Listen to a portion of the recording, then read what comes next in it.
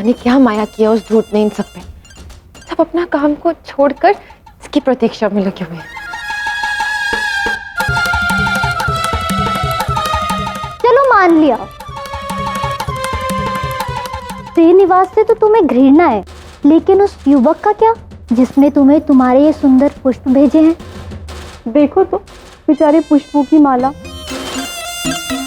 बेचारी कैसी सूख सी गई है, फिर भी इसने अपने पास कितनी प्यार से रखी है। ऐसी कोई बात नहीं।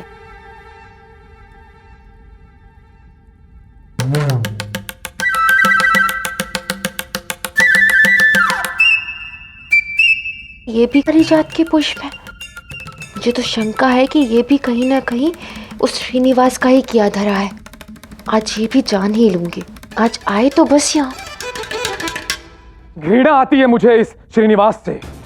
उसे दंड देने को आतुर हूं मैं। उसने मेरी बहन को अपने जाल में फंसाकर उसका विवाह टाल दिया, जिसके कारण मैं प्रतियोगिता में भाग नहीं ले पाया। अब तक आपके पुत्र का युवराज अभिषेक नहीं हुआ है, इसलिए वो भाग नहीं ले सकते। मेरे प्रत्येक अपमान का प्रतिशोध मैं कैसे लेता हूँ, ये दिखाने का समय आ गया है बाला। इसी कारण मैं अपने राज्य के श्रेष्ठ गुप्तचरों को लाया हूं। तो सुनो, श्रीनिवास पद्मावती को रात्रि में ही नृत्य सिखाएगा। ना जाने क्यों मुझे पूरा विश्वास है कि आज रात्रि कुछ विशाल होगा। इसलिए तुम लोग श्रीनिवास और पद्मावती पे कड़ी दृष्टि रखना। ये सब तो ठीक है राजकुमार, परंतु मान लीजिए कि हमने राजकुमारी पद्मावती को श्रीनिवास के साथ रंगे हाथों पकड़ भी लिया, तो क्या होगा? उसे दंड कैसे मिलेगा? इसके लिए मेरे पास एक योजना है। यदि आज रात्रि वो पकड़ा गया तो कल सवेरे का सूर्योदय वो नहीं देख पाएगा। बुद्धि मेरी होगी और हाथ किसी और की।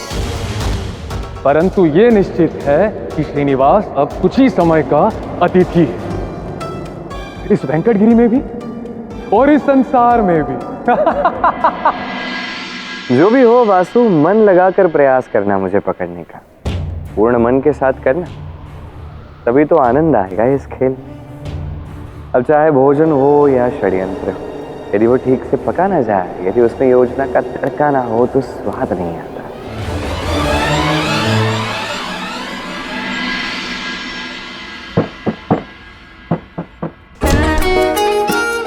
प्रणाम, मेरा नाम है श्रीनिवास और यहाँ आज स्वादिष्ट स्वादिष्ट भोजन पकाने के लिए मैं सज्ज हूँ। बताइए सब क्या खाना चाहेंगे? पुत्र, तुम्हें विलंब हो गया है। भार्गवी के पिताजी आते ही होंगे और उन्हें तो समय पे भोजन चाहिए होता है। अब चिंता मत कीजिए, इस बार का भोजन अत्यंत स्वादिष्ट होगा। मैं कह रहा हूँ ना, देखिए विशेष तड़के की सामग्री लाया हूँ मैं, और ये सब भोजन स्वादिष्ट भी बनेगा और उचित समय में मैं निपटा भी लूंगा। सच में बना लोगे ना? नहीं तो मैं झट से बना देती हूँ, क्योंकि भार्गवी के पिताजी बड़े समयनिष्ठ हैं। अगर भोजन समय से नहीं मिला तो? आपने मुझे पुत्र माना है ना, तो निश्चिंत रहिए, मैं सब संभाल लूंगा। मेरे होने वाले ससुर को जो भोजन प्रिय है वही खिलाऊंगा, और वो भी समय से, क्योंकि उन्हें प्रसन्न किए बिना तो मैं भार्गवी को भी यहाँ से नहीं ले जा सकता। आप विश्राम कीजिए, मैं कार्य में लग जाता हूँ, ठीक है? भार्गवी पुत्री, लगता है श्रीनिवास आ गया है।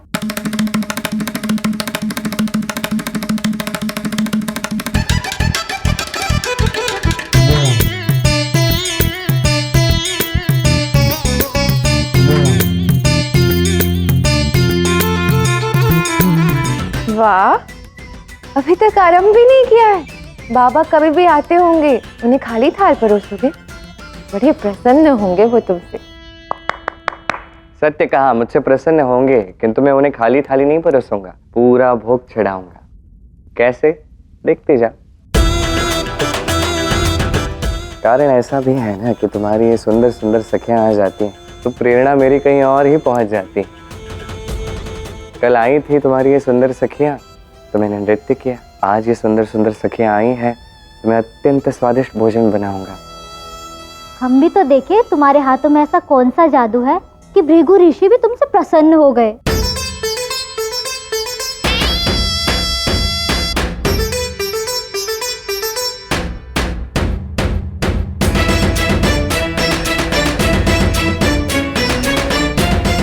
जिस गति से ये नृत्य करते समय इसके पैर थिरकते हैं, उसी गति से भोजन पकाते समय इसके हाथ चल रहे हैं। मुझे तो विश्वास ही नहीं होता, कोई इतना चपल कैसे हो सकता है।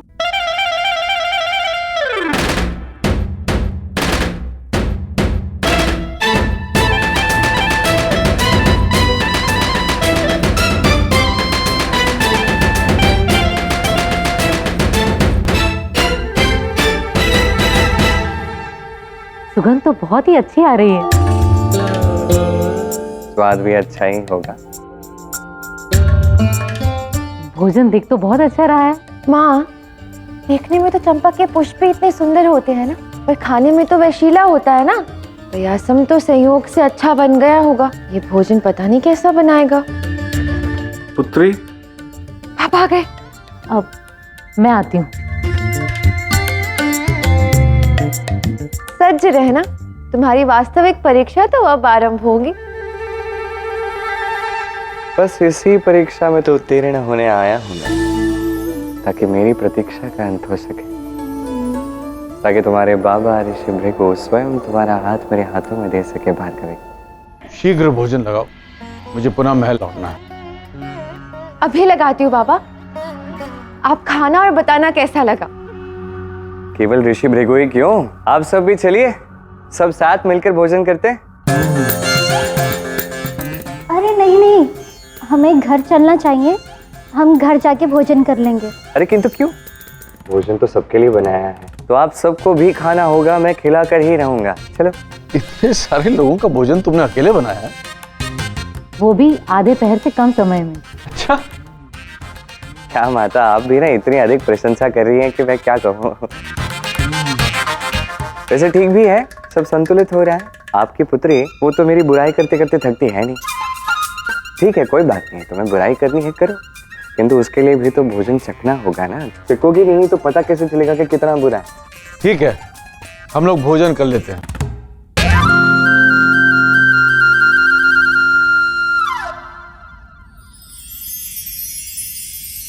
महर्षि,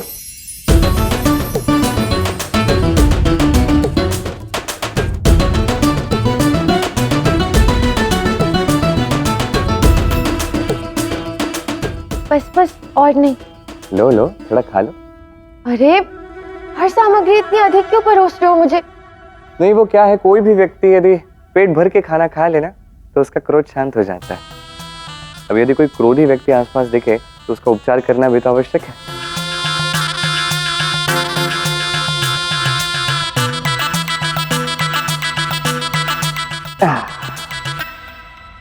अब सब भोजन ग्रहण कीजिए, मुझे विश्वास है कि आप सभी को संतुष्टि मिलेगी।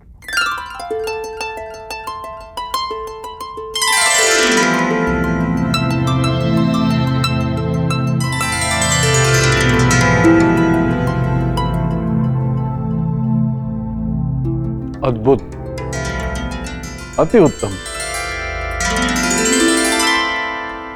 क्या तुमने इसकी सहायता की थी? नहीं, इसने सारा भोजन स्वयं पकाया है।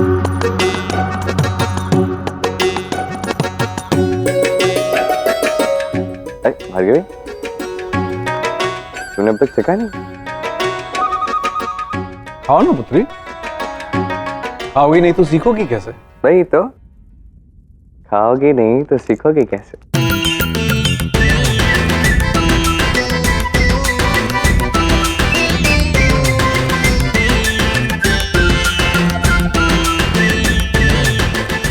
ये श्रीनिवास कितना ही बुरा मनुष्य क्यों ना हो, किंतु प्रतिभावान तो अवश्य है। भोजन तो बहुत स्वादिष्ट पकाया है इसने। कुछ कहा तुमने भार्गवी? नहीं तो, मैंने तो कुछ नहीं कहा, मैं तो खा रही थी। फिर तो अच्छी बात। क्या है, खाते समय बातें नहीं करते। कुछ तो अवश्य ही छिपा रहा है ये मुझसे। यदि मुझे पता चल गया कि इसी ने ये पुष्प मुझे भेजे थे, तो ये बात मैं बाबा को जाकर बता दूंगी। फिर बाबा जो इसकी इतनी प्रशंसा कर रहे हैं, वो स्वयं इसके कान पकड़कर इसे निकाल देंगे। परंतु ऐसा क्या करूं कि ये स्वयं स्वीकार कर ले कि ये पुष्प इसी ने मुझे भेजे हैं। अब सबका बहुत बहुत धन्यवाद। मुझे अच्छा लगा कि आप सबको मेरे हाथ का बना भोजन अच्छा लगा। जब भी कोई कार्य किसी के लिए करो और वो कार्य उसे अच्छा लगे, उसकी प्रशंसा हो, तो बहुत अच्छा लगता है, मन आनंदित हो जाता है। बस जब ये नहीं होता तो उतना ही दुख भी होता है। और मैं तो एक कलाकार व्यक्ति हूँ, मुझे तो कहीं अधिक दुख होता है। स्वयं ही मुझे मार्ग सुझा दिया अपने अंत का तुमने श्रीनिवास। प्रशंसा न होने पर दुख होता है ना तुम्हें। अब देखो मैं कैसे तुमसे ये स्वीकार करवाती हूँ कि ये पुष्प तुमने ही मुझे भेजे थे। अरे वाह, कितना स्वादिष्ट भोजन था। पेट भर गया परंतु मन नहीं भरा। सच कहा तुमने, कितना गुणवान है श्रीनिवास। जितना स्वादिष्ट खाना बनाता है उतना ही अच्छा नृत्य भी करता है, और इसका मुख वो भी कितना सुंदर है, और पता नहीं क्या क्या गुण है इसमें। हाँ, बड़ा ही गुणवान है। देखते हैं गुणवान है या कुछ और है। अर्थात अब देखो मैं क्या करती हूँ, सारा सत्य स्वयं सामने आ जाएगा। तुम दोनों को मेरा साथ देना है। वैसे सखियों, तुम उचित ही कह रही थी। ये पुष्प ना मुझे किसी दुष्ट ने ही भेजे होंगे, कोई प्रेम नहीं है उसे। और वैसे भी इसमें ना कोई सुगंध है और ना ही ये किसी काम के है। फेंक ही देती हूँ, किसी काम के नहीं रहे।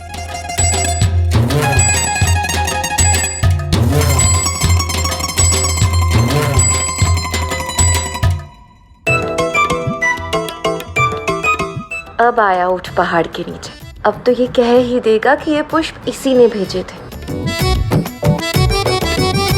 तुम्हें केवल सूखे पुष्प ही दिखते हैं, सूखे पत्ते नहीं दिखते? क्या क्या क्या क्या क्या होता है? सूखे पत्ते, ये सूखे पत्ते तुम्हें दिखे नहीं? इन्हें भी तो टोकरी में डाल सकती थी ना? क्या उसके लिए भी श्रीनिवास की ही प्रतीक्षा करनी है कि श्रीनिवास आएगा, कार्य करेगा, हर कार्य श्रीनिवास ही करेगा? इसे पता है क्या कहते हैं? तुम जो कर रहे हो उसे कहते हैं काम चोरी। नहीं, चुप रहो, अब मैं ही करता हूँ। मैं हूं ना, श्रीनिवास किस लिए है? यही सब कार्य मैं करूंगा।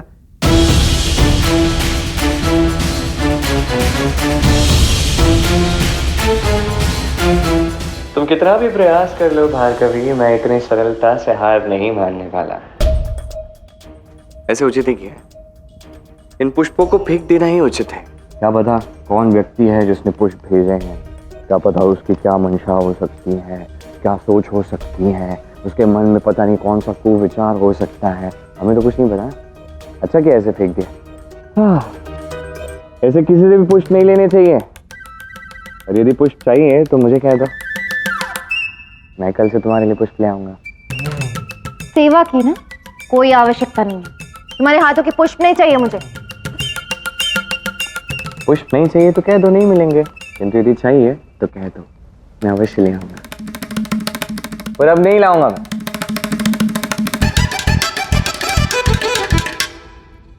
जा रहा हूं।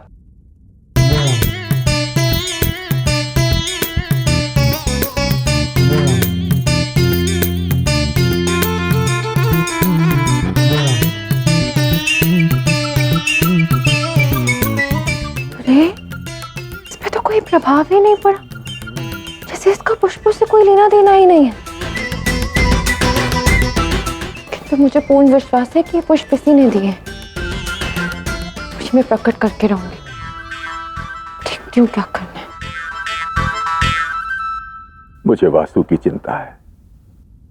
वो कब से प्रतीक्षा कर रहा था इस प्रतियोगिता में भाग लेने की। ऋषिवर, परंतु आज जो दरबार में हुआ उसके पश्चात पता नहीं उसकी क्या प्रतिक्रिया होगी। कठिन समय में ही व्यक्ति की सच्ची परख होती है राजन। आज राज दरबार में जो कुछ हुआ, उस असफलता को राजकुमार किस दृष्टिकोण से देखते हैं, उसी से आपको ज्ञात हो जाएगा कि वो आपके पश्चात राज्य संभालने में कितने सक्षम हैं। सत्य कहा आपने ऋषिवर। तो मैं आपकी अनुमति चाहूंगा।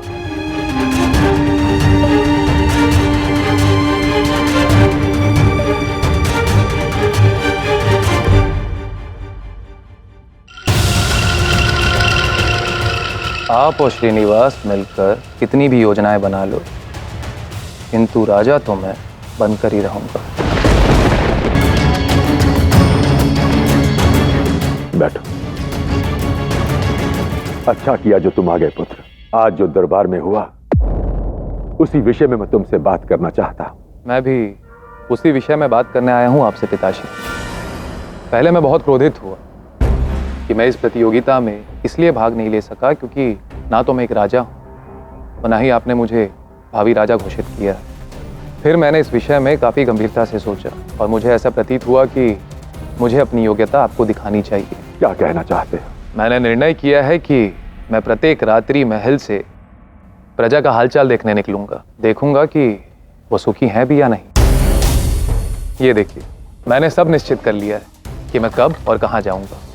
सुना है बड़े बड़े राजा रात्रि में महल से निकलकर प्रजा का हालचाल देखते हैं और आप भी आज तक यही करते आए हैं। अब आपके स्थान पर मैं भी यही करूंगा। ये तो बहुत अच्छी बात है पुत्र। बस एक अनुमति चाहिए। कैसी अनुमति? यदि कुछ अनुचित हो जाए जिससे कि मुझे आपके मार्गदर्शन की आवश्यकता हो, पर रात्रि में किसी पहर में आपकी नींद भंग करूं, तो आप क्रोधित तो नहीं होंगे? तुम अच्छा कार्य करने जा रहे हो, मैं तुम पर क्रोध नहीं करूंगा। अब मैं चलता हूं, रात्रि की तैयारी जो करनी।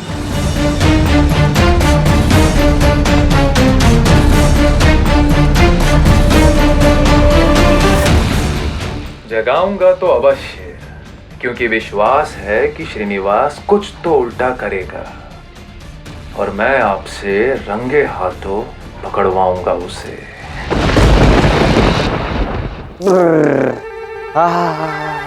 क्या बात है, आज तो बड़ी अच्छी निद्रा आने वाली है।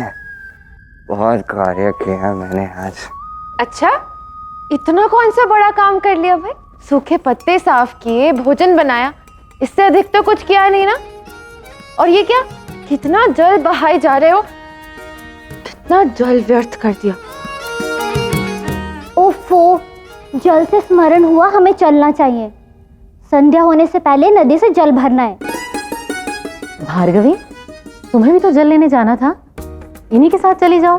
हाँ हाँ, आप सब जाइए, मैं तो नहीं आ रहा।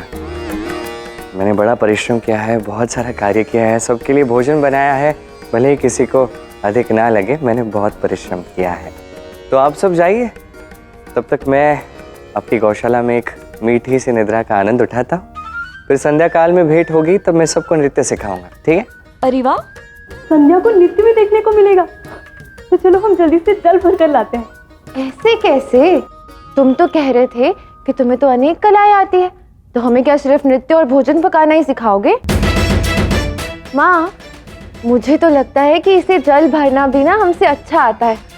वैसे भी हमें इतना समय लगता है जल भरने में, कोई ना कोई विधि तो इसे अवश्य ज्ञात होगी। तो बस आज श्रीनिवास ही जल भरेगा और हमें जल भरना सिखाएगा। लो मटका, तुमने ही खाली किया ना, अब तुम ही भरना। तुम कितना भी प्रयास कर लो मुझे यहाँ से भगाने का भार्गवी, किंतु मैं जाऊंगा तो तुम्हें साथ लेकर ही।